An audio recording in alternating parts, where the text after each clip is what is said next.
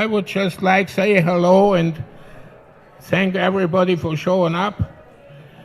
And it could be a better occasion, but you got to use the cards you get dealt with. And I thought that would be a nice way to see each other again. And, you know, anytime you get a transfer of duty station, you don't know what you get on the next one. You know what you had in the one you was.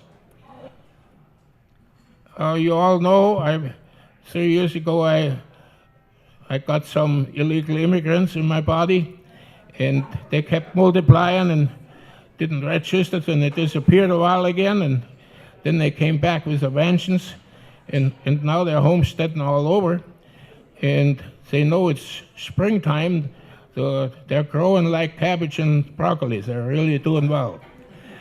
But they must not be the smartest variety, because they're growing real fast, and maybe they haven't realized I take them with me when I'm leaving, and if they slow down, they live longer. But they must not be really smart. But I got the scans back, and there's nothing to look forward to but to get some time. So I thought it would be pretty nice to see all of you again. And a lot of you have not seen each other for a long time. So the last time I was here is when my good buddy Jimmy Lane had passed away. And we had a nice wake and a nice party, but I thought he didn't get a shitting thing out of it. So I thought, well, hell, I'm going to turn it around and do it while I'm still warm and standing, you know. And so I sent the invitation out, and you don't know how grateful and thankful I am that you all came. And some of you guys from pretty far away, I didn't expect that. But it's not a joyous occasion, but there's no damn use drooling in the soup. So I hope you all have a good time, because I am having a good time. I'm mentally adjusted to it. There's also, the whole session is going to be videotaped. A friend of mine, he hired a videographer over here. So if he comes around and wants to take pictures, cooperate with him. Don't give him the finger.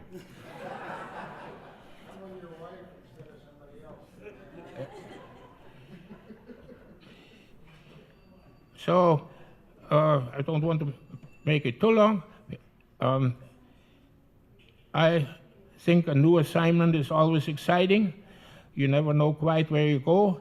It's particularly challenging in my case, because we never got any feedback from the people that went that way. So your guess is as good as mine. But I got to tell you one thing. I'm sure eager to meet the 72 virgins that are waiting. I think I'm going to be disappointed, because they have been virgins for 2,000 years, so they can't be too hot. But I take it whichever way it comes. And the nice thing is I don't have to worry about reservations back. And I sure as hell hope I don't get a middle seat in the rear and go in that one way. I hope you all have a good time mingling and enjoying your other's company. And there's no reason to be sad or crying in the group. Thank you.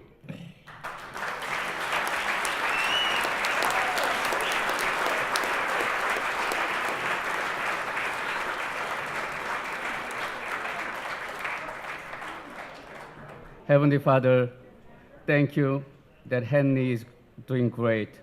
We gather together here to celebrate your love and your grace in his life. We pray that you would give him your strength to be able to go through what he is now facing. We believe that his inner strength is being renewed day after day, which is the grace of God. Heavenly Father, we believe in Jesus Christ, who is the way and the truth and the life. Please let all of us see what Jesus has done for us on the cross, so that we may not lose our hearts, no matter how difficult problems we have. We pray that we will experience the joy of praising your name. Lord, thank you for your providence. We shall not want because you are our shepherd. We pray in Jesus' name. Amen. AGC Hardhats, as our policy, formed a committee to decide how to make a presentation tonight. And the committees, as committees do, we met and we discussed and we discussed and we met and we met and we discussed. And we decided the only thing we could do, the best way to show Henry was have Henry on Henry. So if we could start, Margaret.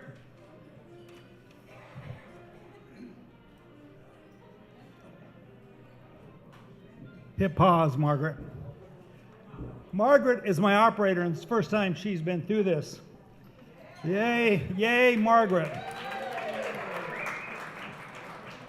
The first vignette is, and I need you to be quiet because the sound, and there's a lot of people, and a lot of people who can't hear. So I need as much silence as I can. The first vignette is Henry's famous and infamous legislative retirement speech. Now, I want you to note the amount of hair Henry has, the suave, debonair manner in which he leaves every door open in case he desires to return to the legislature.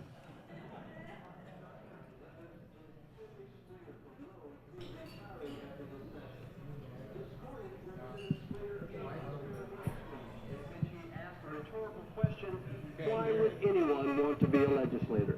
People want to get to Chulo because that's a place everybody wants to experience in their lifetime. It's isolated enough where you can get away from all the troubles and worries you have back home, and you're able to lose all touch with the rest of the state. And you can also participate in the exciting and verified nightlife that city has to offer. You don't get any skin cancer here from excessive ultraviolet violets, so your health is not in jeopardy. For those of you or other people whose marriage is about on the rocks, it's a good excuse to get away from home and avoid a lot of unpleasant happenings.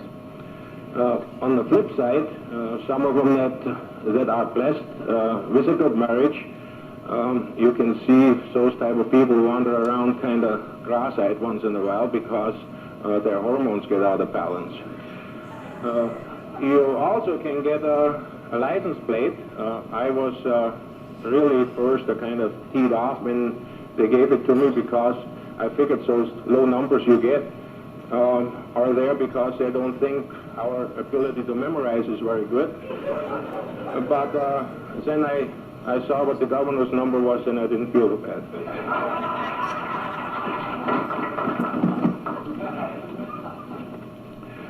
So I was thinking, looking and thinking about all those things. I thought, well, everybody down here must be just plain as nuts.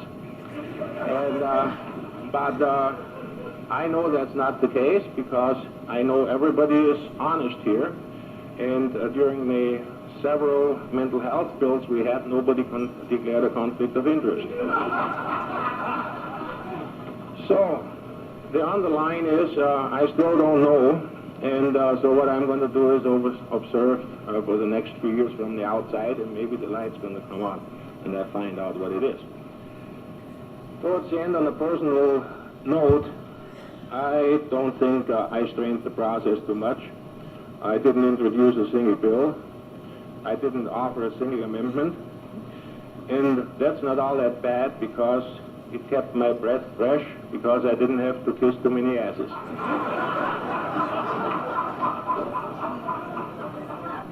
I want to extend a standing invitation to any and all of you to come to Nome. A limited number can stay in my comfortable little one-room home. It's one of the few places in the world where you can sit on a honey bucket, eat your supper, and watch TV at the same time. At the end, I want to thank you, Mr. Speaker, for maneuvering the closing action of this session in the Monday. My wife left this morning, and the commencement activities can proceed now with undue restraint. I thank you.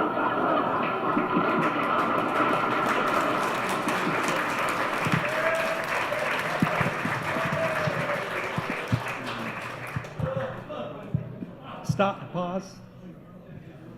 As a personal note, I think our current legislature could use some advice from Henry. The second vignette is the 1996 Hardhat Award. This is an award by the construction industry to outstanding achievements. There are a lot of people competing for it, and it's the most prestigious award in the construction industry. This award this evening was presented in 1996, was presented by one of the award winners from 1995, Miss Roxana Herschel, who's sitting right over there. Now, when you watch this, at the end, pay close attention. Roxana is probably the only Hardhat winner that could even attempt to hide behind the plaque.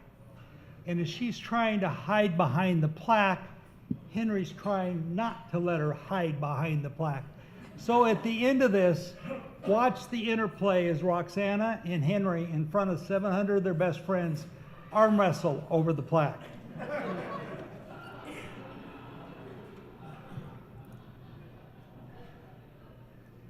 Haven't changed a bit, Roxana.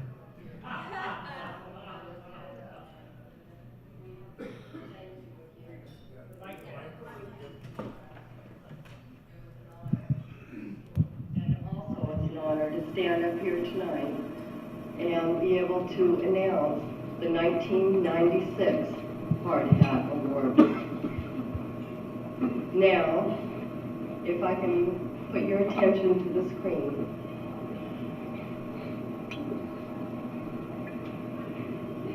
I told you this would happen. And now for the high point of the evening, the presentation of the Hardhat Award. This is the highest honor that an AGC member can receive.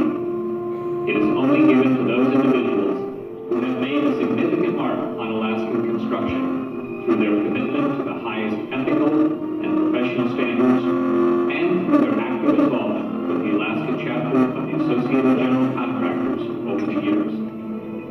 It's not just being a member year after year, paying the dues.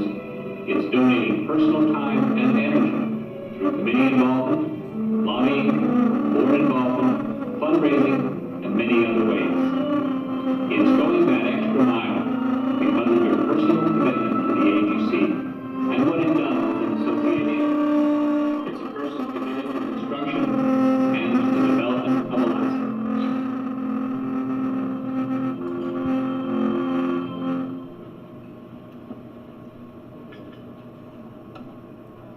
And now I would like to ask the past Hardhat Award winners to please stand and be recognized.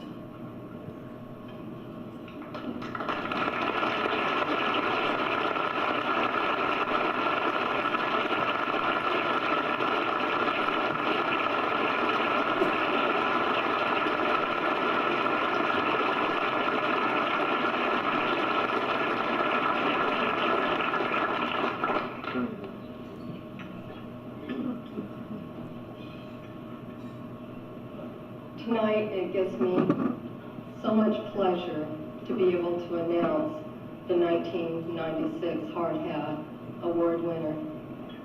This individual has spent endless time working on our behalf for the contractors and for our industry. If you want to look at anyone and ask a question about what's going on in our industry, this is a walking, talking, breathing library. This gentleman is everything I believe that AGC represents. Skill, responsibility, and integrity.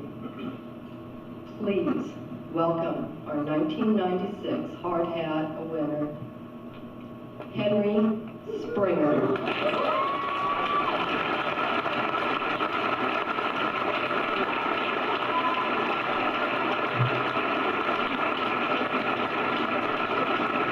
This was filmed at our convention. There's about 800 people in the room.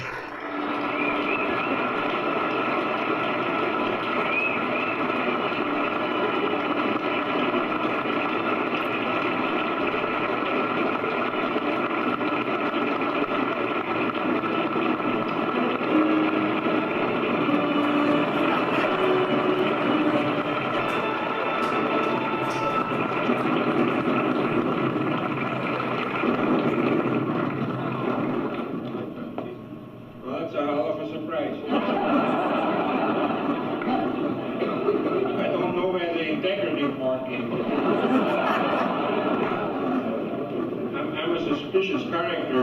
Does that mean I'm off the payroll?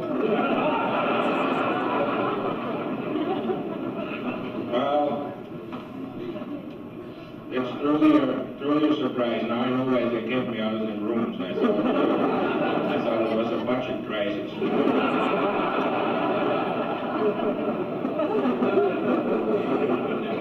Well, I'm very much appreciative of it. I don't think I deserve it looking at those other guys, because I don't have any of the qualities those other people have. Maybe I have to change my style and my way of life in order to measure up. Both those are bright lights.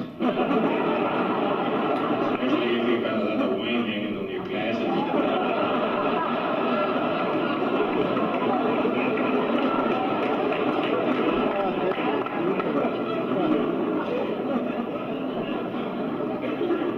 Well, thank you all very much.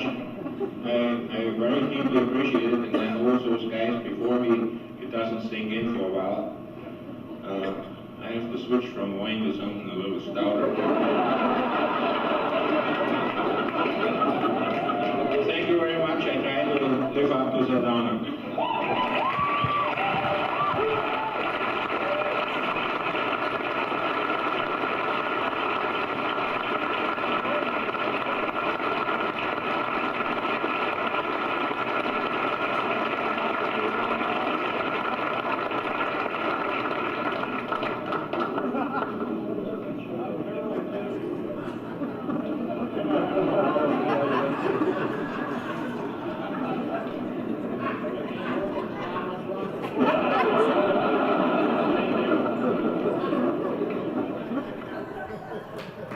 Welcome to the Associated General. Lecture us, old man. I've got 3 more very short videos here. This next one, I'm calling an undated promo, is Henry at his best. It's nice to see Judy here and some of the older people that look so damn young in some of these videos. Roll it. Contractors of Alaska. The friendly professional staff is always ready to help in any way. Their hard work and dedication help the association remain a strong voice for contractors throughout Alaska. 16.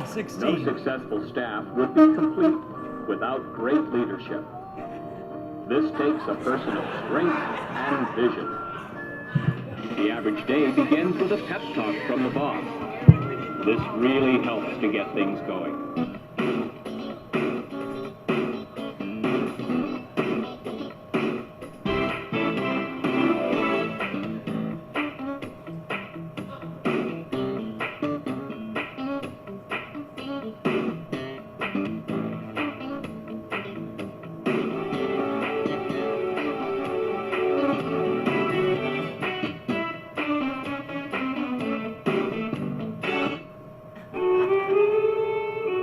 Hardly a day goes by without the staff sharing equally in the process of decision making. Working together as a team, never tiring of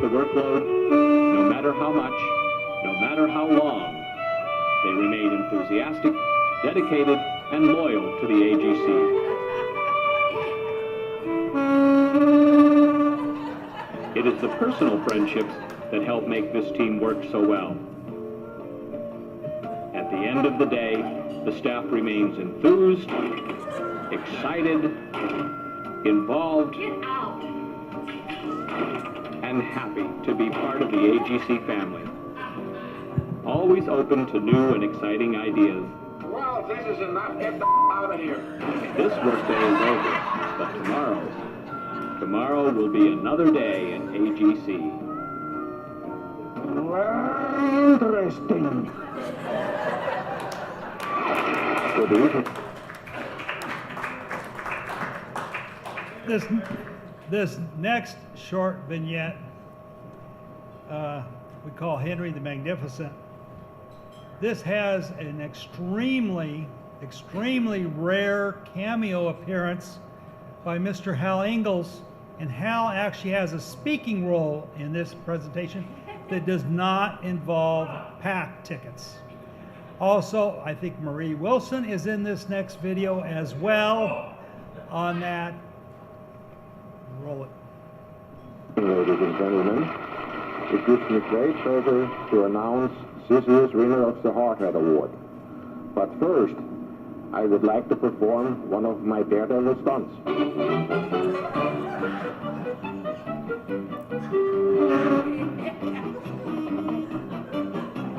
Okay, here we go.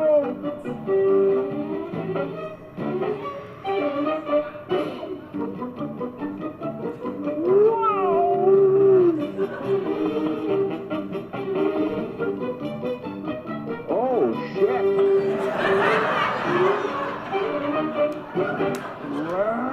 Interesting. Boy, that explains a lot about Henry.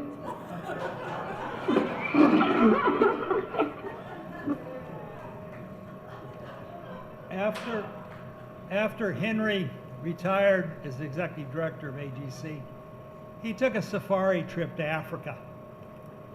And as you can see tonight, Henry's style is to celebrate his successes with his friends. And so Henry threw a party upon his return.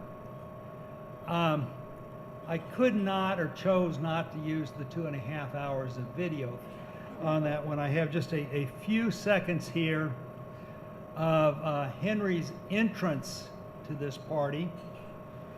I would also point out here the cameo appearance by Darryl Schaff, many of us know here, and the late Stan Smith. And reviewing a whole bunch of these, I sure miss Stan Smith.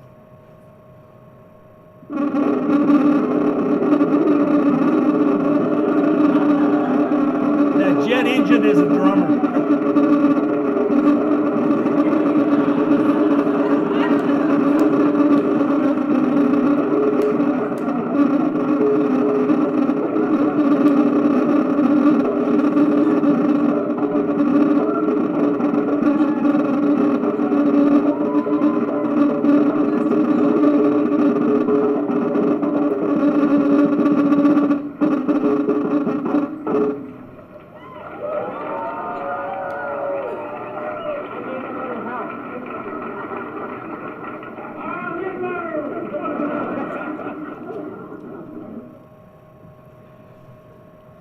Henry, on behalf of the Alaskan Hardhats, Alaska AGC, and our construction industry, we appreciate what you have done.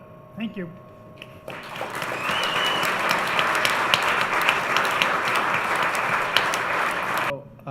I'm Pat Riley, and this is my wife, April. I also had the pleasure of serving as president when Henry's tenure at AGC. And Henry, everybody knows Henry was in the legislature, and the legislature got together, and they don't do a lot in Juneau, but I actually have a letter here that they have sent a proclamation for Henry that we're going to read here tonight that was done under this current legislature. Every one of them signed off on it. And I even have a note here that says this needs to be hand carried around so everybody could sign it. So they can get something done. And I had several of them call me today. They all wish they could have been here. But anyway, April's going to read this because it's got too many big words for me. I don't do this often, so can you hear me? Okay. So it's dated April 18th. It is the Alaska Legislature honoring Heinrich Henry Springer. The members of the 30th Alaska State Legislature honor the achievements of one of Alaska's more colorful citizens, Heinrich Henry Springer. Henry grew up in a small town in southern Germany and moved to Alaska before statehood and quickly became a figure of notoriety. Henry's career with the Alaska Department of Transportation spanned 3 decades, managing such projects as the Nenana Canyon and Hurricane Gulch bridges. He served 15 years as the Transportation Director for the Western Region in Nome, where he was instrumental in modernizing many of the region's roads and airstrips. In 1987 and 1988, Henry served with distinction in the 15th State Legislature as a representative from Nome and Northwest Alaska. During his elected career, he noted with pride that he introduced no bills, offered no amendments, but gave his expertise in committees only. From 1990 to 2000, he served with distinction as Executive Director of the Associated General Contractors of Alaska, leading many of the industry's issues in a time of growth. Henry has received many honors and accolades throughout his career. In 1996, he received the coveted Hardhat Award from the Associated General Contractors of Alaska for his considerable lifetime of contribution to the construction industry in the state. Henry's lifetime passion for birds has resulted in significant contributions to the study of ornithology in Alaska and much of the world. His donations of thousands of bird specimens, including many rare birds, was instrumental in establishing a world-class ornithology collection at the University of Alaska Museum of the North in Fairbanks. He is also credited with more recent donations of many valuable and rare bird specimens to the U.S. Fish and Wildlife Bird Collection in Washington, D.C., Henry. Okay, I'm sorry.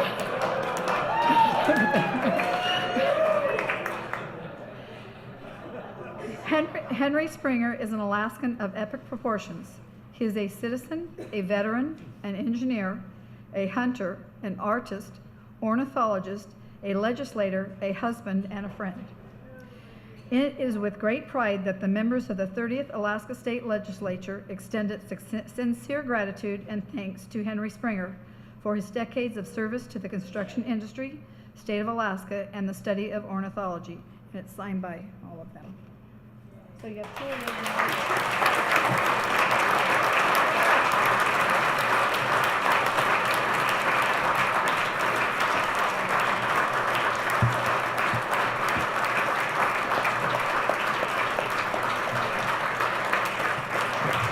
Well, thank you. I appreciate that very much, but I have got to make a couple of remarks about it. It's not everything is what it looks like on the surface. First off, I'm glad to see that this legislature is capable to take care of the important business. All the rest of the craps that can wait till a couple of years from now. Second, they're getting very efficient. It's nearly word for word the same citation I got in 2002 from the legislature. They just updated it. So I'm glad to see that they're keeping the expenses down to a minimum. Then third, that gives me great concern about whatever they had to say there, about the accolades, about contributing to science and so on. Either they are phony or they don't know what the hell's going on. Because I'm a convicted felon on probation over my bird deals, and in all sincerity, they should have put that in, because everybody has a mixed background, you know. But I appreciate the gesture, and I'm honored by it, and now I got a hell of a dilemma, because not too far from now I'm going to get cremated, and I already have it prepaid, and I don't know if they can burn it along with me, or if that has to be given away or what. So I have to figure that one out. But thank you very much. Thanks to the legislature, but more so to you guys from the construction industry. And while I got the mic here, I want to say that nothing in my life is more valuable to me than a Hardhat Award. And I really mean that. It's because it comes from people that I know mean it. Thank you.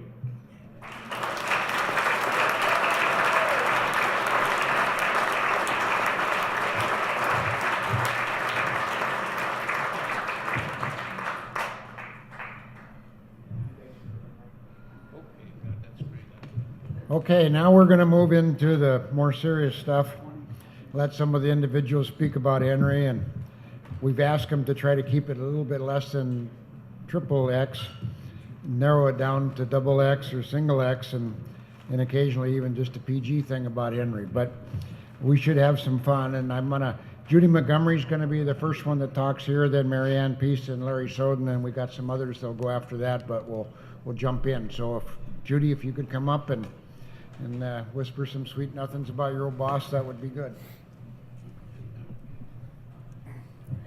Good evening. I don't have a lot to say from myself, but I received a letter from a former employee who worked for AGC and worked under Henry's reign as executive director. And she asked me if I would read this tonight. And she regrets that she is not able to attend, but she happens to be on vacation in Maui, and they and they had already planned the trip, so they were not able to be here. Henry, I am sad that Tim and I will not be able to attend this party tonight. We are in Maui, otherwise we would be there. The evening is not over yet, and I'm sure if someone has said, "You are the same old asshole," you have always been, and if they haven't said, "Let me be the first," I say it from my heart and with respect, admiration, and affection. You were a great leader, an amazing boss, the best one in my working career. And I cherished my 5 years in AGC. We had a great team. Enjoy your evening and safe travels in this last chapter in your book of life. It's a bestseller. And then she thanked me for reading it. And it's signed Jeannie Johnson. I worked with Jeannie for those 5 years. In fact, I recommended that Henry hire her. And we did have a great staff. I think you saw in the video that Jeannie was the one with one of the black sweaters on, the other one was Janice, and we had a lot of fun in the office. And all of those papers were all fake. Nothing like that ever happened. That was all just for show. I worked for AGC for over 23 years. And I can truthfully say that the best years were the ones under Henry's reign. I enjoyed every minute of it. I looked forward to coming to work every day, and he's a wonderful person. He will be missed, but we love you, and we know that you will be very happy where you're going. And we'll meet you again one day. Thank you.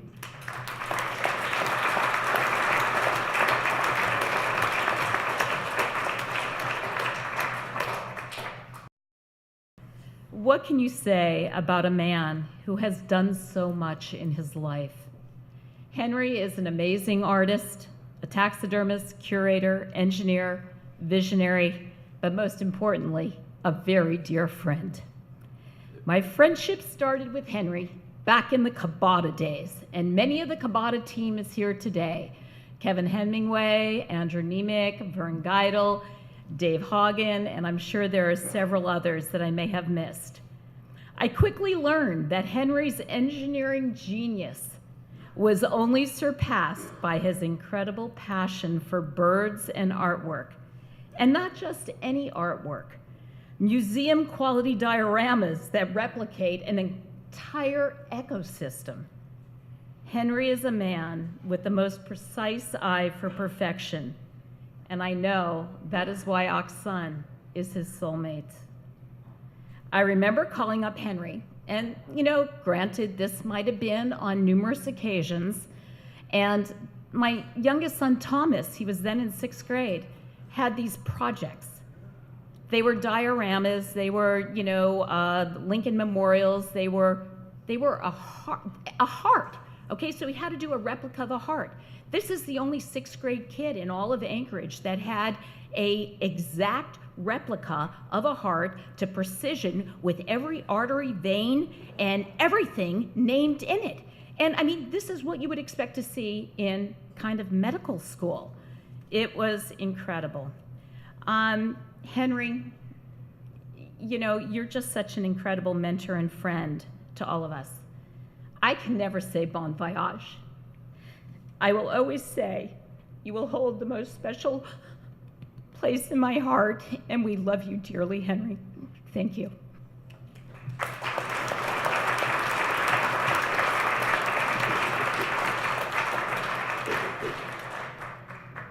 Larry Soden.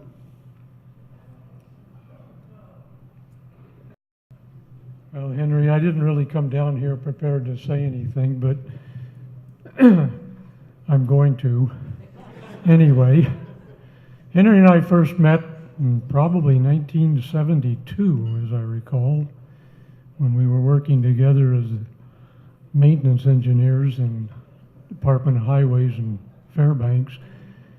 And you've all heard of Henry's passion with ornithology and the study of bird wildlife. And I very quickly became familiar with that passion. When we were working together there in Fairbanks, we were sitting in a maintenance meeting, I think in Soldotna one time, and there was some presentation being given by some folks from Juneau, and we were both sitting there trying to stay awake. And Henry kind of nudged me and he said, "Look out there." And I looked out the window and I saw this little bird traipsing around on the trunk of a birch tree. And Henry leaned over and he says, "Watch that bird." He said, "He's going to work his way around and around the trunk of that tree to the top and then back down because he's eating the bugs that are in the bark." And so Henry and I sat there for I don't know how long and watched this bird out the window, and to this day I cannot remember what that presentation was about. It's just a good thing they didn't require a makeup exam, Henry, because we neither one of us would have passed it. But that's what that and other experiences, driving around the district with Henry and talking to him about and listening to him talk about his passion for the study of birds and how he would spend hours on end watching, a single bird and photographing it and making notes on it and appreciating its place in nature and its beauty and the intricacies of its behavior. And then he would shoot it and take it home and stuff it.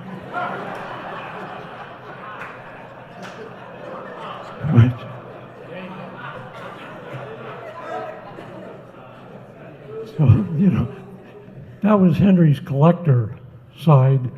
And that's what, kind of leads me to my next story, if I may, about also viewing wildlife. This one occurred in Fairbanks. And Henry called me one day and said, "Hey, we're getting together up in my house for some toddies and stuff, and why don't you come on up?" So I did. And I forget who all was there. I know it was Henry and Justin was there, and Ted Nemec was there, and Jack Meese. And I forget, I don't know if Don was there. Does Patty know about this, by the way? Okay. Otherwise, you might want to leave the room for a minute. And anyway, we were all up there having our usual liquid refreshment, you know, green tea and lemonade, which is Henry's specialty. And at some point in the evening, Jack and Ted decided they had enough for the night, so they went to leave. And as Ted went to walk down the stairway next to Henry's house there in Fairbanks, he kind of tripped over the top stair, and he didn't fall, but Ted, being Ted, decided to make a huge entertainment thing out of it. And so he did this slow motion pratfall all the way down the steps of Henry's house and ended up flat on his back in the driveway. And of course, we were all standing up there, and having had a few lemonades and green teas, we reacted with horror by laughing our asses off. And Jack immediately went down the stairs and helped Ted up, and Ted pretended to limp and drag himself into Jack's car, and there were talks about, you know, liability and litigation and stuff, and we all kind of laughed at that too. And so shortly after that, we decided to go to a local gentleman's club in Fairbanks, where we could also view some of the wildlife indigenous to the area. And it was called The Lonely Lady, which is kind of a misleading name because it was actually a very credible, you know, presentation of some ladies doing their traditional folk type dances and stuff. So we were all sitting in there watching and studying very closely this cultural presentation, and who should walk in but Ted Nemec and Jack Meese. And Ted had this big white bandage around his head, and had a bandage around his knee, and he had one arm in a sling, and he had a crutch under the other arm. And we all looked at that, and again, we laughed our asses off because Ted presented quite a picture. And at some point, Ted decided he needed to get a closer look at these cultural dancers up on the stage. So he got up there and started dancing with them on his crutch. And of course, this caught the attention of what most people were called bouncers. I think they were actually museum docents that came over, and they asked us to leave, and we said, well, why? We haven't done anything. You know, it's not like we started a fight or anything. And they said, no, you have to leave.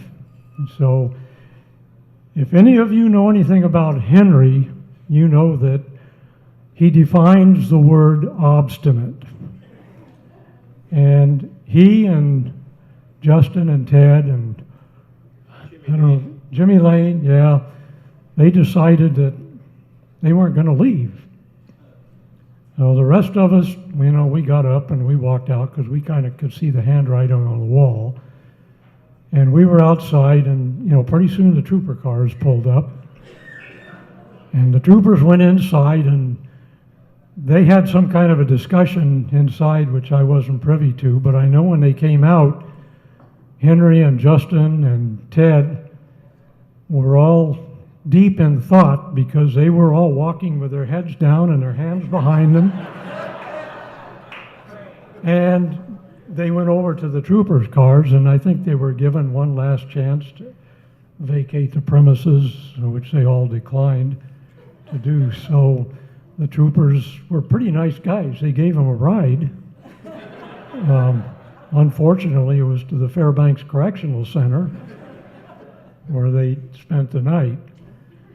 And so that was kind of an interesting night, but that kind of, I think, those two stories kind of equate to what Henry really is, and the kind of person he is when he's not being brilliant and creative and well, he's being obstinate, but that's Henry.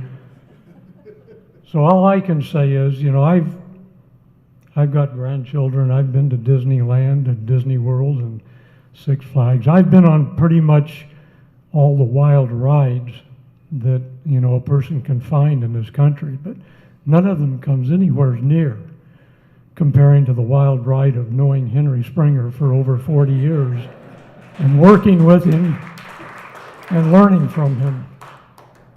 That's it, Henry.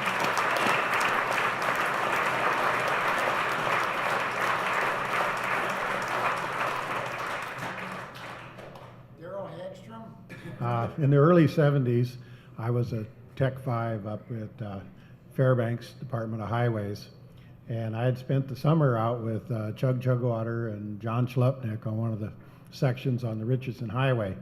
And then in the fall, we all would move in and work in design. And unfortunately, when I got in there, they say, well, we need a little help down at Carlo Creek to Cantwell.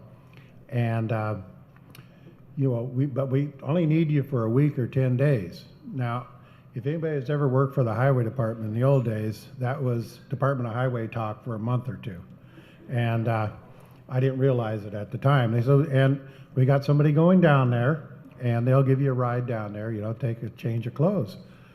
So I met Henry for the first time. I didn't realize that he was the boss. I just thought it was somebody who was going to drive me down there.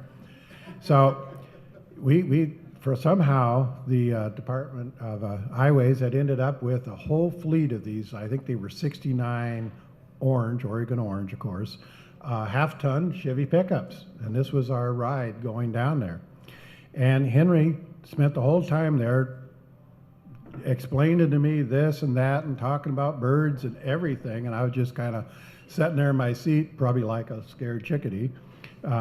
And he proceeded to make most of the trip at over 90 miles an hour in this little pickup, which I was kind of amazed. First off, I was with somebody of authority who was doing something we weren't supposed to be doing. And anyway, that was my introduction to Henry. And Henry, you introduced me on how state employees should behave, and I've tried to follow through for my whole 30 years with the state of Alaska. Thanks, Henry.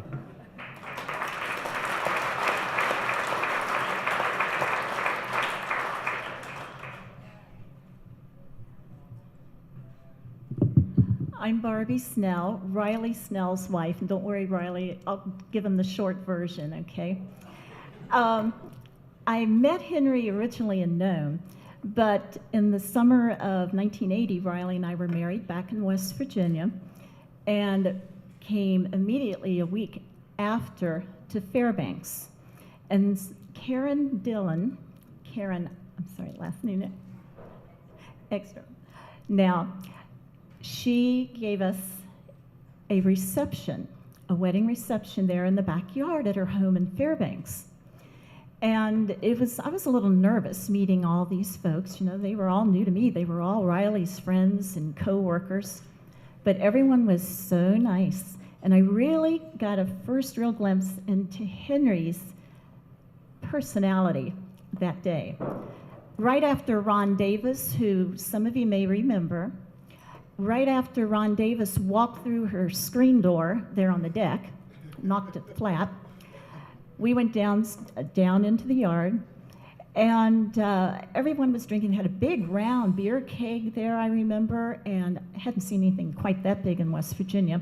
But anyway, everyone was having a good time, especially Henry and some of the guys, and I still have your guys' picture around that keg. But Henry was going to show me how you can blow an olive out of the nostril and how far it can shoot. And he really did a good job. It landed in, was it John Resnick?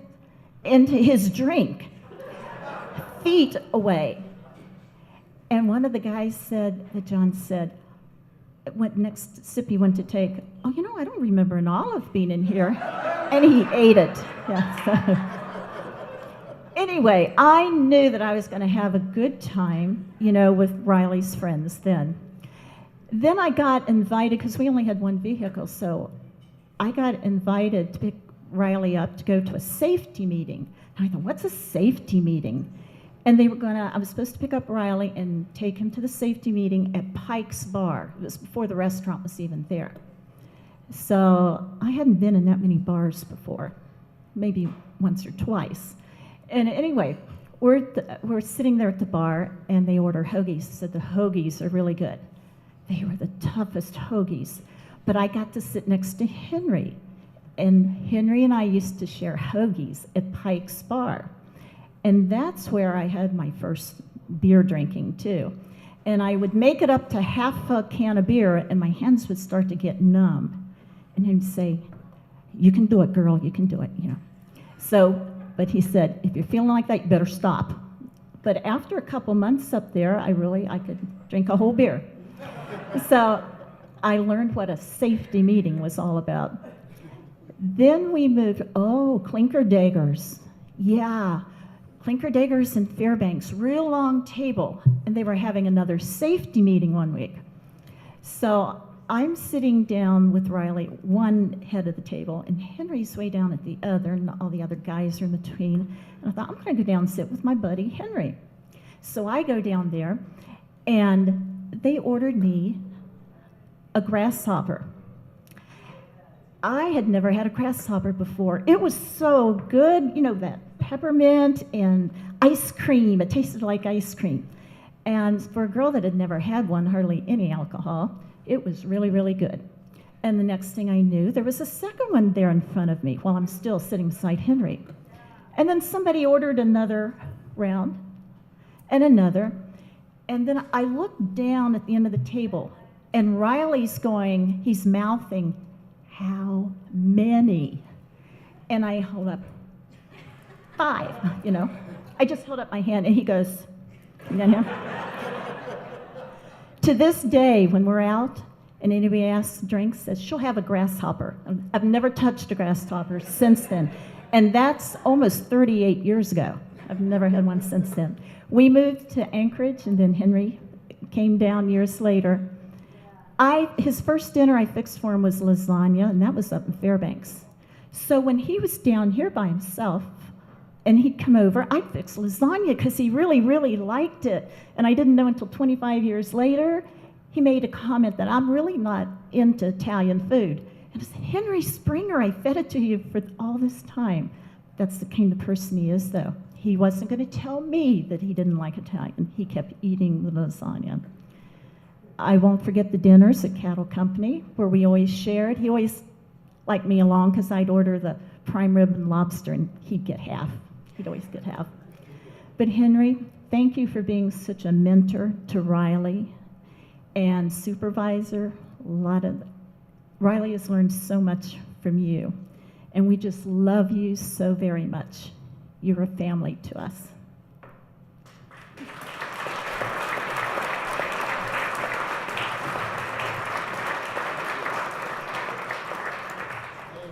Married in 1980, is that what you said? Okay, 1981, I got married 37 years ago.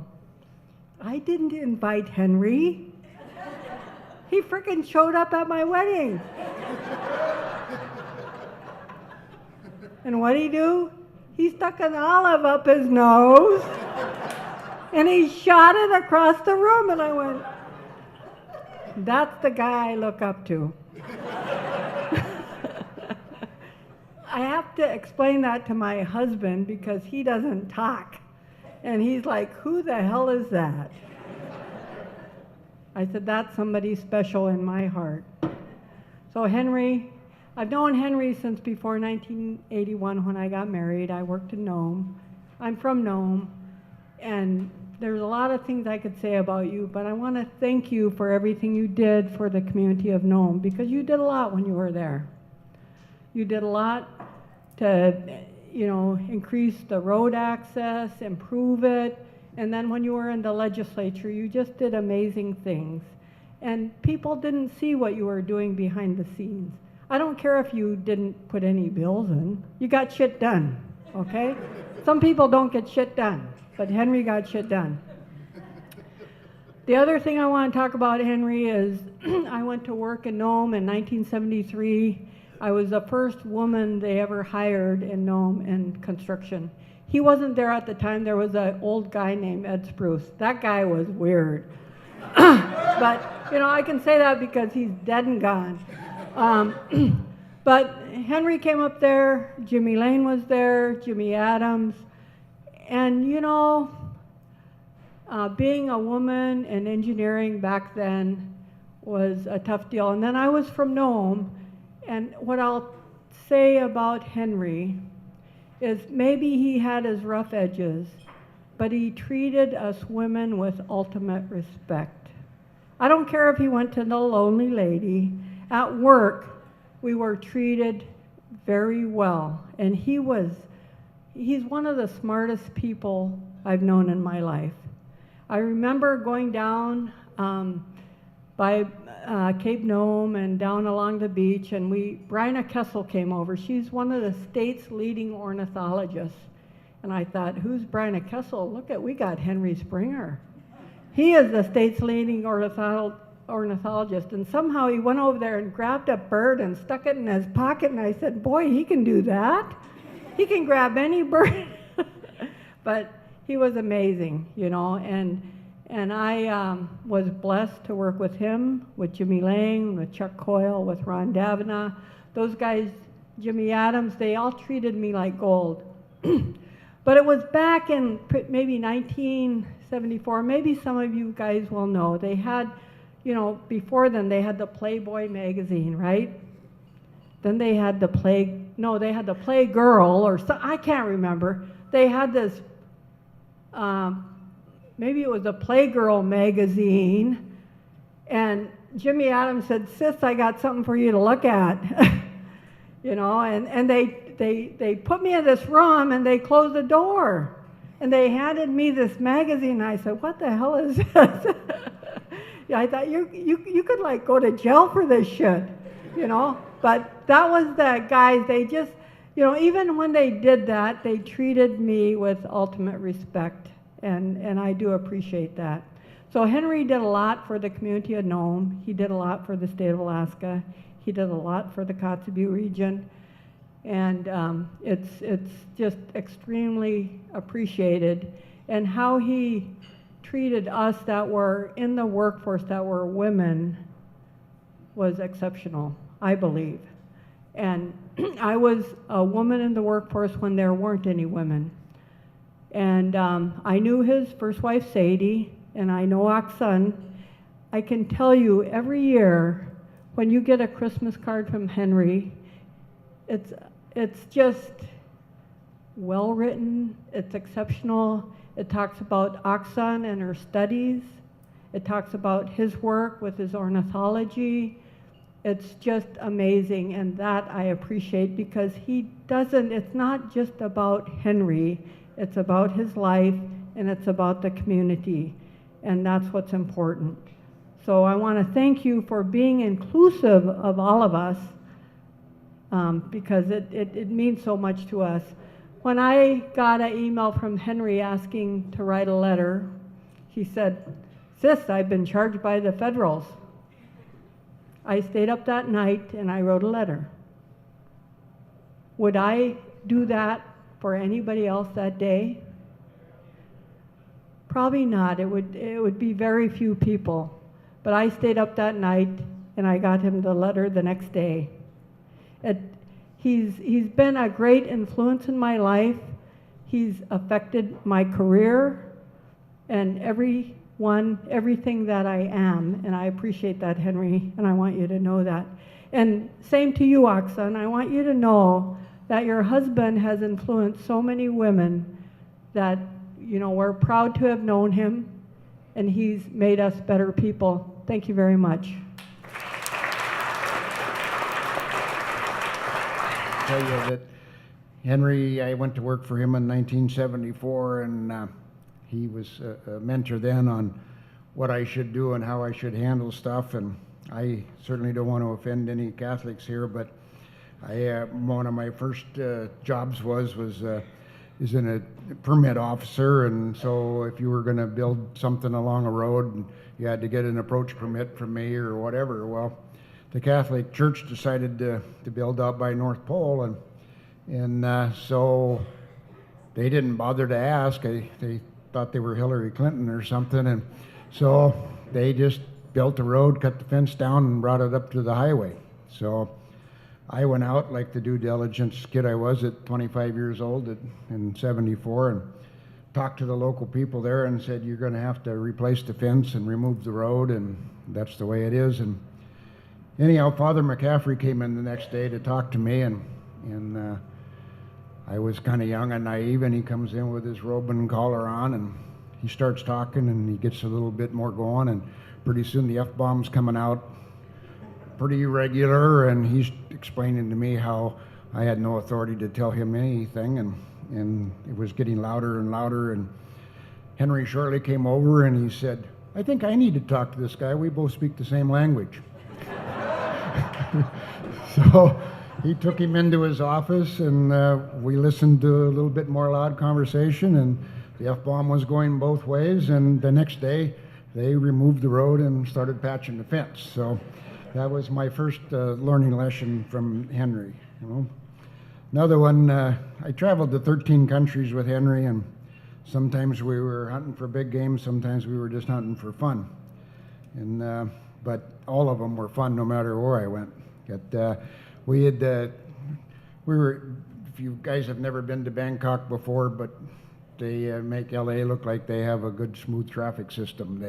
They got 6 and 8 lane highways, and it's the bravest guy is the one that gets going. In the meantime, you got all these guys running these little damn motorcycles, and all of them have scars, and it's always quite a mess, and it's the only place that Henry said that you have to be able to drink to ride in a cab, because you're going to be scared shitless before you get anywhere, So we're driving down the highway, and we had quite a group of people with us. We had John Bates, and I have to remember all the names here. I wrote them down because my memory sucks, but Randy Green was there, and Bert Belts was there, Jimmy Lane, and myself and Henry. And Henry had bought Bert Belts a cigarette holder because he was the only one that smoked in the group with us. And Bert was a native guy that some of you guys I'm sure have worked with. I know Jimmy Adams has, and Randy, and all those kind of fun deals, but he was quite the character. Well, he was extremely proud of his cigarette holder, and so he's puffing away going down the highway in the van, and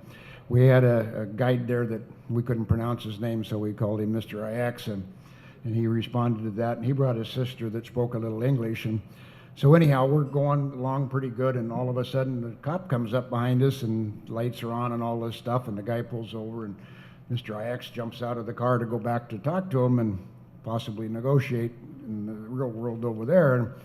And so while we're sitting there, Bert keeps saying, how come we got stopped? How come we got stopped? And Henry said, we're on a non-smoking highway, Bert. And of course, Bert didn't believe that, so he's arguing with Henry, and so we're reconfirming that, yeah, it's a non-smoking highway, And so eventually we see Mr. Ix, and he's starting to hand a bunch of bot over to the cop, and he jumps back in the car, and his sister's there, and they start jabbering away, and so Bert can't wait any longer, and finally, Mr. Ix, I need to know, how come we got stopped? And his sister turns around and says, non-smoking highway. Bert lived for quite a few years after that, and I can remember sitting in bars with Bert, and he would tell the story about the non-smoking highway, and he would have us in tears all the time, I mean, it was just crazy stuff. But Henry has that kind of sense of humor that the rest of us wouldn't think of when it starts to happen, So that we've, like I said, we've been a lot of places over the years, 44 years of running around, of which I worked for him and learned a hell of a lot. But I probably even learned more on the trips with Henry, because like everybody said, that you can't pass up a bird anywhere or whatever, And I remember, and for if there's any PETA people here, get your ass out of here and head somewhere else, But anyhow, we're going elk hunting, and we're out looking around, and then Henry's like, he's in the back, and I'm in the back with him, and he sees something that I have no idea what the hell he's talking about, but he's knocking on the hood. 22, you got a 22, you got a 22, and it's like, what the hell, Pulls up and goes banging. So I still don't see a damn thing fall and everything. He jumps out of the car, Well, it's a damn little pygmy owl, I don't know if that's legal or not, Henry, but who gives a shit today, right? So anyhow, he comes back in, and I mean, and for the next week, we were elk hunting and everything, and all he could talk about is the pygmy owl he got, and he mounted that thing up and gave it to Herbie, right? Yeah, gave it to Herbie, and you know, so no matter where you went, you learned something about something that you never even thought you would know about, and made all those trips so much more fun, you know? I mean, there's times I was disappointed, you know, because we would go shoot something, and then, you know, he would decide that, you know, you need to brine it in the bathtub. So there was no such thing as showers when you were with Henry, because it was always full of salt and hides and crap like that, you know. And Oxon, I'm sure, can confirm this, that showers are one of those things that, you know, you can't stand outside there, because he became professional at tying rags to the faucet so that it sounded like he was in there and it was flopping around, and he'd sit on the crapper and read a book, you know. And didn't really believe in showers a lot. Yeah. We're in Trinidad, and Jim Fiorenzi ordered a drink of water because he was getting pretty drunk, and Henry takes his socks off and washes them in the glass and says, "That's what the shit you use water for. You don't drink it, or you don't do that kind of crap." So anyhow, we've had a lot of fun, and you know, I've told people I've never worked for anybody any smarter and more serious.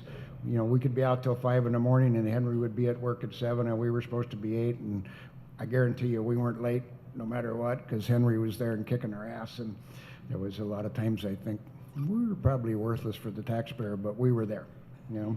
So anyhow, learned a lot, Henry, and I appreciate everything that we've done together and all you've taught me and so many people, and it's been a fun experience, and it's not over yet. We still got a few months here to raise hell and do some shit, and I'm sure we will.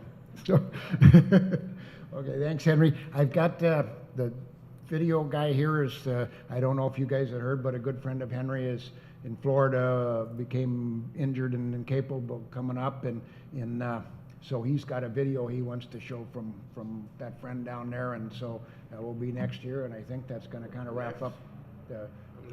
Yeah, I apologize, I don't know the name, but if you could. Hello, friends. My name is Lefferts Maybe.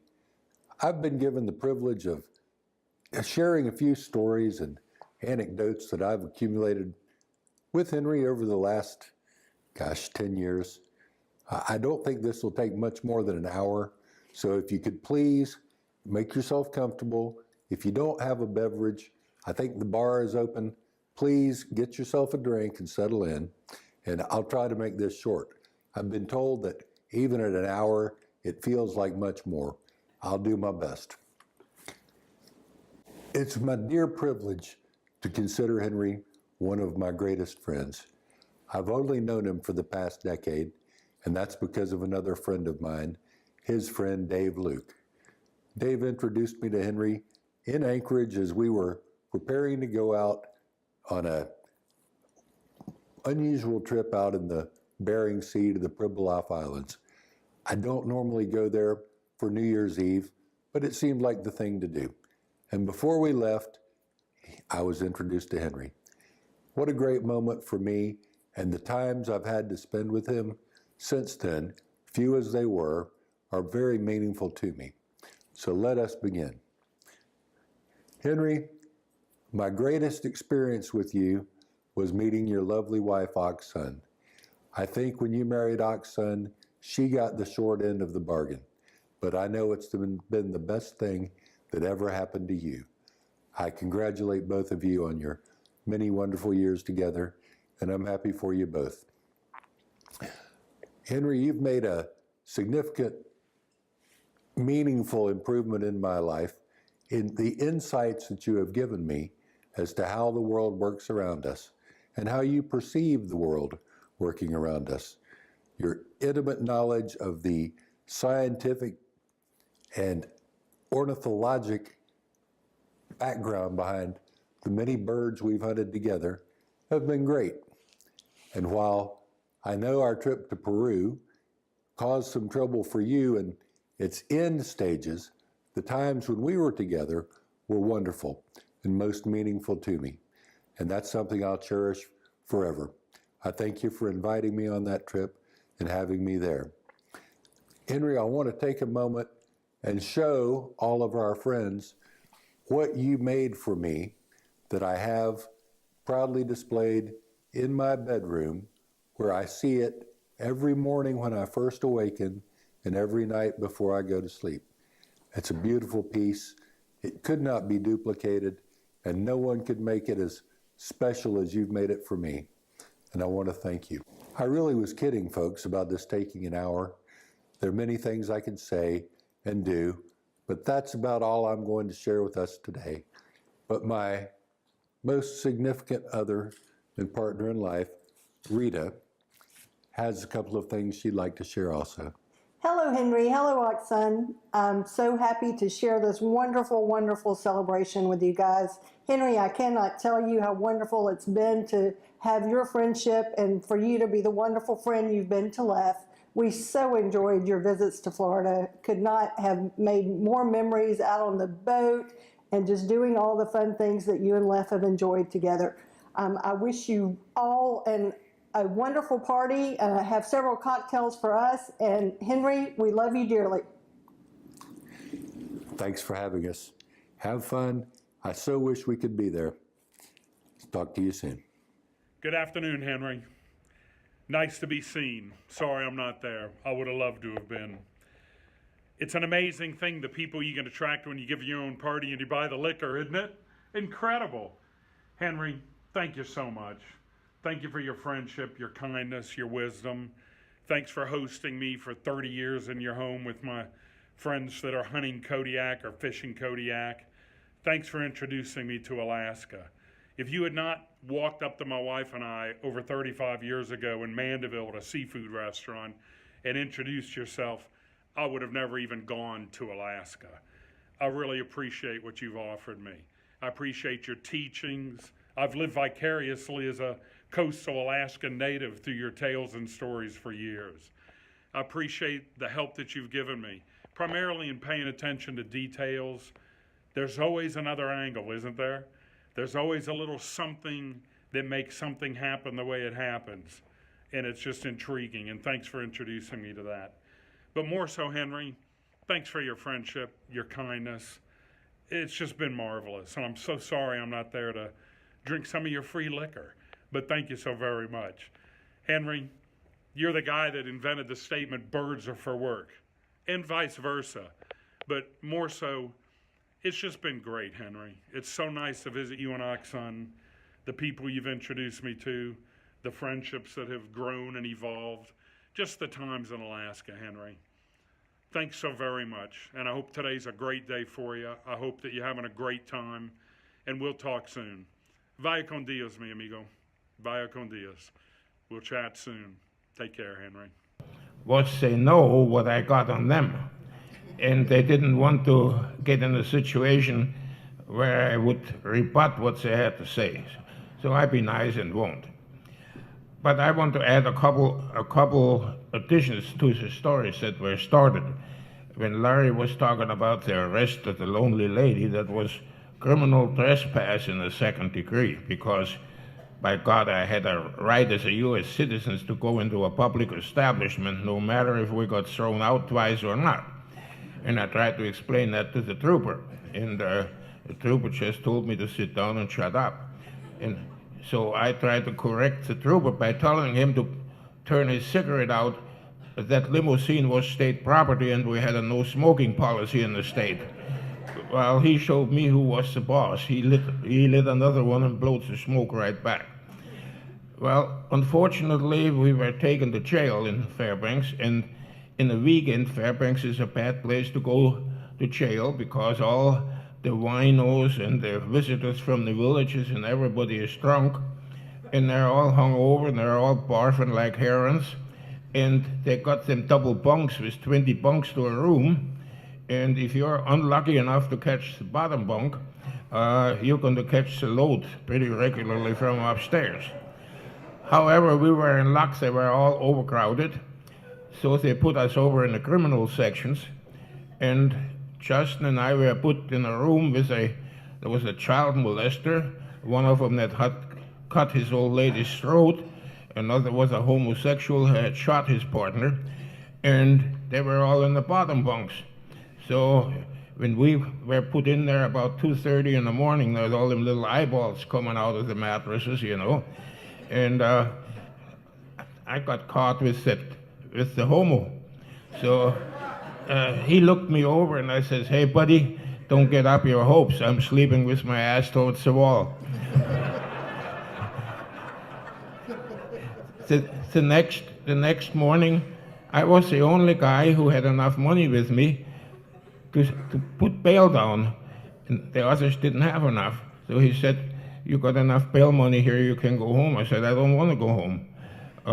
I'm arrested. I want to get at least a breakfast out of you guys, because that's included in the daily charge."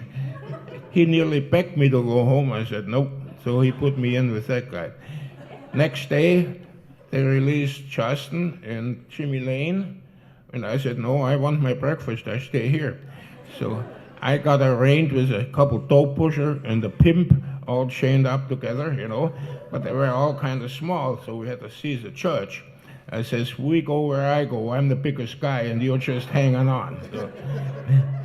So what happens? I have to seize the church for arraignment. Who is out in the bleachers? My buddies. They're watching and laughing their ass off. And I was the only guy who could have been home, and I was there in front. I thought, "Boy, Springer, your thinking ain't very straight, Well, you can see the result. That's on my board there. That is said a criminal trespass charge, and my sentence was suspended with the deal that I could not for 1 year go closer than 1 mile to the lonely lady. I couldn't go there within a mile. Unfortunately, the highway to the airport went within a half a mile. So I had to go back to court to get the distance down to 400 yards. So I could go in the airport, So that was quite the story, but it's not ends there, because Justin was released, and he had just gotten married, and his in-laws came up from Georgia for the first time to get introduced. And he had a daughter, and she was practicing skating, figure skating. She took a school, and they had all the parents up there in the rink to show what their children all had learned. Well, Justin was still under arraignment there, and Belinda, his wife, and Stacy was skating around down there doing her thing, And then she walked up and hollered up to Mom, "Is Daddy out of jail yet?" So that really went over well with all the parents and with the new mother-in-law, Well, I got tons of pretty good story, because those were the good old days. I give you another one. In those days, I don't remember more than maybe 10% of the people drove sober. I mean, driving drunk was just the way you had to do it, because the roads were so bad, and you had to have some fun. So my parents came over after I got married, and my first marriage, God sent some sign. He sent the Fairbanks flood. And we were living out at Ferry to get married and couldn't get into town. So finally the flood receded, and we went in there, and I couldn't find a pastor or anything. So Terry Miller's mother, she was a magistrate. They owned Santa Claus House in Nose Pole, and that's where I got married. And when my folks come over, my mother and father, they're pretty strict people, conventional people. They wanted to see in which cathedral I got married, So I drove out to North Pole and pulled in the parking lot in the Santa Claus House, And she said, "Where's the church?" I said, "Oh, I didn't get married in a church. We just got married here." All my old man said, he says, "That's a goddamn circus." So, well, I have a little bit something on a more serious note I want to leave behind, because I don't have to repeat my life. We laid everything out here. There were ups and downs, good times and not so good times. My youth wasn't exactly what a youth should be like. that wasn't my fault, and I didn't get along with my dad too much because I was a mouthy little bastard when I was young. And when my dad told me something or to do something, I said, I don't have to listen to you. You lost the damn war. And he didn't take that very kindly because he thought his advice was good. But I immigrated, came over here, and I got stationed in the Army. And by the way, I came the regular way through a visa, not as an illegal guy. And got sent with the Army to Alaska. And the first day I came in here, I knew that's where I was going to stay. That was the answer of all what I had envisioned where I wanted to be. It was unspoiled. There was a lot of work to be done. There was little knowledge of scientific things and data. I mean, I just saw nothing but one opportunity after another. The second thing was, you rarely in life get a chance to come in when a new state is being formed, because that only happens once in a great while. And there are unique opportunities to be able to get in when things start out and help shaping it and putting something together and putting your experiences and your knowledge to work. And that's what I did for 25 years, with the Highway Department and then with the Department of Transportation till I retired.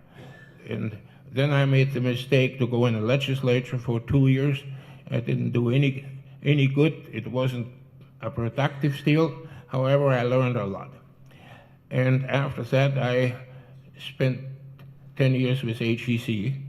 And after that, another 4 fruitless years trying to run the Nicaraguan Bridge Crossing. And now I'm here. But during that time, I really experienced tremendous things. We have a mixed crowd here. We got old timers, they know it. But Alaska in the early 60s bears no resemblance to today's Alaska. It has changed. And I'm not saying it's all bad, but most of it is no good. And I would like to make some remarks about that, because Alaska is the home of my choice, and it's a place I love, and I never thought one moment about leaving here or going back to Germany or anything. I was lucky enough to be here, like I said, right after statehood, and there were so many opportunities. However, things started to change in the early 70s, if you remember. That's when the first sweeping federal laws and regulations came about. We didn't get singled out as Alaska as a state. Most of them pertained to the whole lower 48s, and most of them had very good reason to come about. If you remember Love Canal and the pollution from the industry and the problem with air quality and water quality and so on, they were not made up, they were real. I participated in working on some of those laws and regulations, like the Clean Water Act, the Clean Air Act, and then in Alaska, the Sea Mammal Act, and then CITES, the Endangered Species Act. I was involved many years getting that, and then the thing like occupational safety and health, which really shaped the construction industry and many industries, because all of a sudden so many things that were unregulated before became regulated. In Alaska specifically, there were 2 things that were of utmost significance.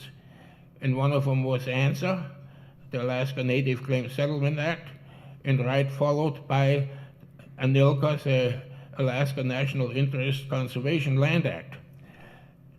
There was nothing of more consequence to Alaska than those 2 things, because what was entailed was a complete subdivision of the land masses according to political boundaries and geometric boundaries, not according to life units or habitat or waterways or things that needed to be taken in consideration. You cannot manage a big land mass in little squares. And we still have the problem with that nowadays. The other thing that was of quite of a consequence was because of those regulations, none of them had any money with it.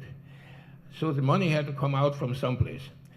And in the industry which I know best, the construction and capital industry, it had to come out of the appropriations for the capital projects. That means that before, when we started out in the 60s, about 5% of a dollar went into non-construction items in planning and right-of-way and things like that. Now it's below 50%, because all the things, the evaluations, the environmental impact statements, the public hearing processes, all that type of stuff is coming out of those funds. Now, I'm not saying it's all bad, but certainly the system is being abused to the point now that groups and interest groups have found mechanisms to completely shut projects down that already had certain amounts of appropriations. In no nation, no matter how rich, can that support that type of a process over the long run. Something's got to give. The next thing that I experienced and still deal with was a worldwide computerization in the internet. I can't think of anything that has affected everybody, industry, individuals, more than the invention of the computers and the internet and the instantaneous capability to reach anybody worldwide in seconds. We are not even on the end of that yet. We are in the beginning. But those consequences are going to be felt. And we already seen it, because not only has our national policy been affected by it, it's an international deal. And as a consequence, less and less national interests are paramount. We are sliding more and more into a situation where it's going to be an international program and international dictate what is going to happen in specific countries. And we see that already. Again, not all of it bad, but when you have that type of a mechanism, then there is a danger that it's being abused by politicians. I'm afraid that Alaska's unique status, its people and their lifestyle, will lose its identity, and we become just another state. I really hope that this can be avoided, and that the federal dictatorship can come under control the way the Constitution envisioned the division of powers and the roles of local communities and the states and the federal government. The situation with Central Alaska is a hub of the population. Over half of the voters live in South Central around Anchorage and the valley. It's not healthy and it's not fair, because there's a appreciable minority that lives someplace else and is poorly represented in the whole legislative and political process. This small area here can dictate what's going to happen in the rest of the state. Those rural folks, they lack many things that are being taken granted in the city, but we still begrudge them some of those few special privileges that were given to them.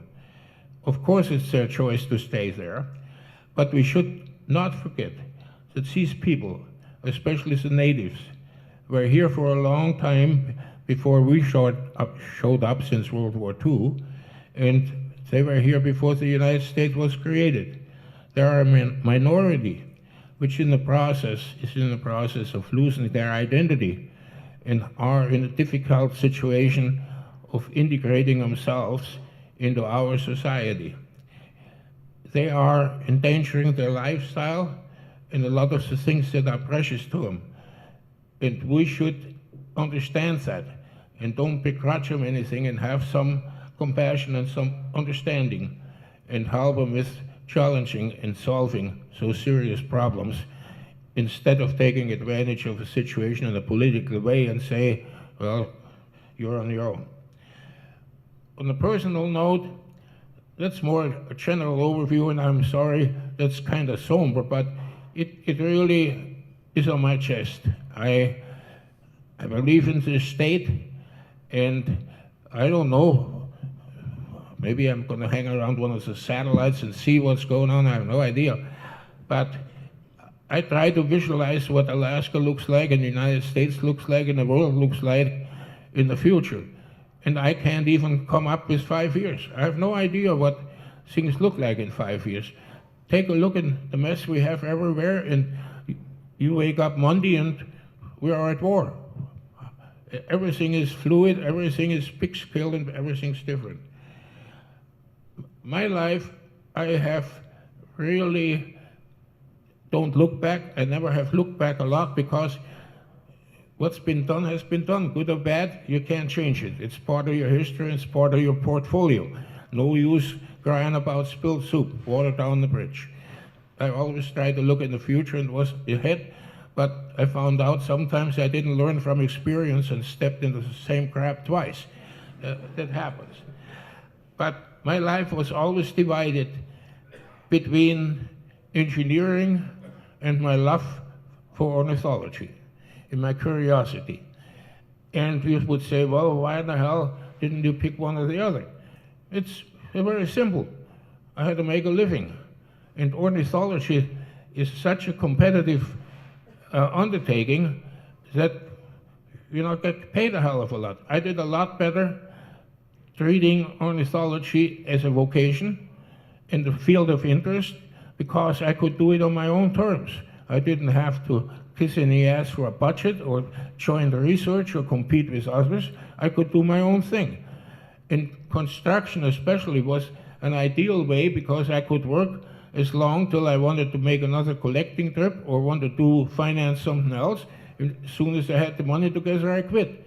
And then a year later, I come back and jump on another project. So the lifestyles really worked out very satisfactory, and I was never completely broke, except now. My wife owns everything, because no use waiting for probate. But it was very functional. But I want to say, I'm going on a one-way trip shortly, and we'll leave Alaska. I have no regrets and leave with a good feeling. People like you here have enriched my life, and I'm really grateful for that. I was especially blessed with understanding and supportive supervisors all my career in the state and with HEC, with the board of directors. I never had some real yahoos to work under. A few of them, but I ignored them. And I enjoyed the company of the people around, and on a daily basis. There are too many people that I want to thank. It would be truly more than they are here. And let them know how much I appreciate the friendship. But there are a few of them I do want to mention, and please bear with me. I want to particularly thank my doctors over the last 3 years. I stayed up here. I didn't go to any of them clinics. I was completely satisfied with the care and treatment I got from the people here. They gave me an extra 3 years, which I wouldn't have had if the nurses and the medical staff wouldn't have taken such good care of me. I want to especially thank my primary care physician, Dr. Tanner. He is one of the rare physicians that treat you as a person and as a human being instead of a case number. And that is really incredibly valuable to give you the power and the stamina to go through things. I want to thank my attorneys. They're both here, who kept me out of jail. And if it wouldn't have been for them, I wouldn't be here today, because I would be on a federal diet. And but due to their skill and a good judge, one day was enough. I want to thank my old hunting buddies. There are quite a few of them. They meant a lot to me. And especially my good friend Val Scabier, who is the most unselfish friend and companion you can ever have. He always let me pull the trigger, and he never hawked anything. Those people are rare. And at that point, I want to really apologize to some of my hunting buddies, because I really was sometimes an asshole out in the field. I'm a competitive person, and we spotted something, and I had to get there first, and I had to pull the trigger, and I did some things that were not very friendly. And I tell you what good friends they are, they overlooked that. They accepted it and forgive me. And I really feel bad now, after 20, 30 years about that it happened, but like I said, you can't reverse it, that's the way it is. But I feel bad about that. So those were all people that were over a span of 50 years. There are a couple more that go way back into the 60s, and it speaks well that we are regularly in touch over such a long period. And I want to mention here Riley and Bob Snell. Bob Snell said something a while ago. They really were always in the background, and when I went through rough waters, I always had a home in the shelter there.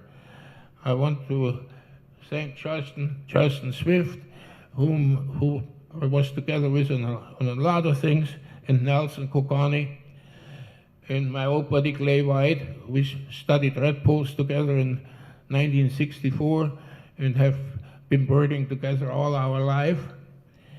And my old buddy Jimmy Crum, that goes back to the early days in Delta, when we were still blowing up shit houses and things like that. And he's still around. He's a retired engineer. And my friends Frank and Sue Ensminger from Tokes, they used to be in Fairbanks, they're taxidermists, and they're just dear friend. And the son of my best friend Jimmy Lane, Johnny Lane, we're good buddies, and he's helping me left and right. And the guy that gives me all the time trouble, Tom Cometis. But he's a Greek, so he has an excuse. And above all, I want to thank my wife. With all the hobbies I have, none of them very desirable from a housewife's standpoint, because they're dust collectors, and you couldn't find a more good-hearted and tolerant person. And I really mean that. I feel so extraordinarily lucky. The only time I'm really apprehensive is when she comes with the vacuum, because birds and vacuum don't get along, especially mounted ones. So we have reached a agreement. We have a 2-story house, and that has a landing, and we have it structured like North and South Korea. The landing is the 48th parallel, and downstairs is mine, and upstairs is hers. And I don't interfere with anything upstairs, and she doesn't interfere with anything downstairs. But that's only partially true. What the house we bought because it had a nice jacuzzi, and that's what sold it to Oxon. And frankly, a jacuzzi is a pain in the ass. First off, I don't like water. Second, the maintenance is just not worth it. So I told her that I had problem with storage, and I needed some temporary storage for my specimens. That was 17 years ago. And so I didn't have to bother with the storage, with the jacuzzi any longer. And I really hold her in the highest esteem that she has the tact not to mention it at any time. It's just not a subject. I also want to thank all of you that has seen fit to support me in my bout with the feds.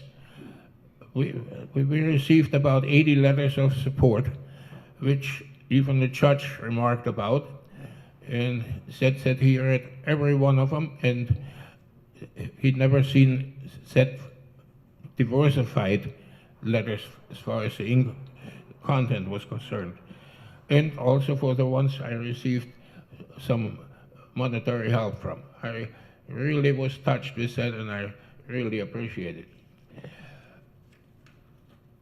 I talked long enough. As a matter of fact, I'm surprised my vocal cords are still working, because they usually quit. But I want to tell you that I enjoy every minute, and I make the best of every day I get. I just, in the morning when I wake up, I pinch myself if I'm in La La Land or if I'm still in bed, and start a new day. And when I started have cancer, 3 years ago, I started to build dioramas with birds and things on there. You see some pictures over here. And I have done now, I'm working on number 109. And I asked the Lord to grant me 100.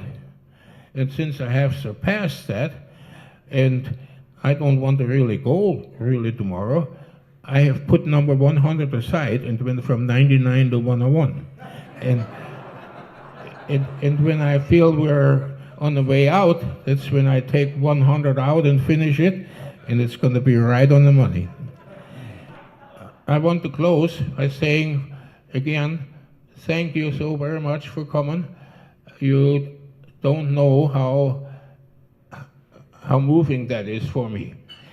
First I thought, I had a couple bon voyage parties. When I moved from Fairbanks to Nome, 1975, the letter is over here, and when I retired from DOT, 1986, under similar circumstances, only I knew where I was going and what to expect.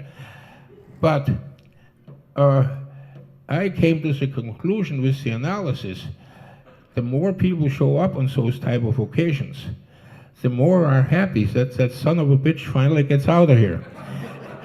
And so I hope that's not the case, but I guarantee you, you're not going to be disappointed. I can't delay that one. At the closing, I want to quote the CEO of Amazon Inc., Jeff Bezos, who recently remarked, "When you become 80 years old, you do not regret what you have done. You regret what you have not done." And there's a lot of truth in that. And thank you so much for coming, and I see you around as long as possible. Thank you.